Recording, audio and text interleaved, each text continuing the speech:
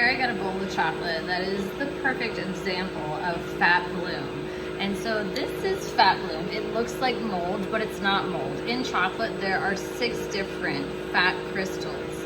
And the fat in chocolate, or cocoa butter, is kind of an off-white color, right? So this is the color of the fat in chocolate. So when you open up a chocolate bar and it has this mold looking stuff on it, that's the fat. It's called fat bloom. It's not mold.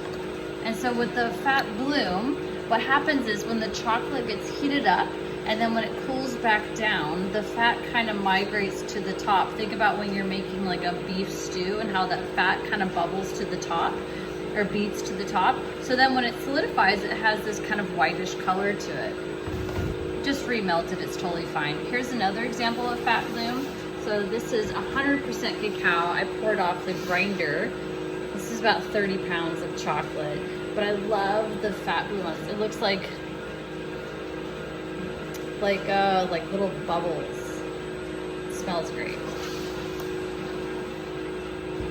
And so that's why whenever you get a chocolate bar in the store, every chocolate you get in the store is going to be tempered to mainly battle this fat bloom, because if you just pour chocolate off the grinder and put it in a chocolate bar mold, eventually it'll get this fat bloom.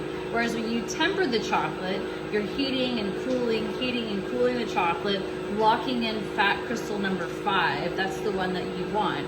That makes the chocolate more shelf stable, so it doesn't melt as easily. So when it's being transported all around the country, all around the world, transportation, sitting on shelves, that it doesn't get this fat bloom to it. But you know, when you temper the chocolate doesn't melt as easily. So when you go to eat it, you really have to crunch it up. It doesn't melt right away. It's because the chocolate has to kind of untemper back into your mouth.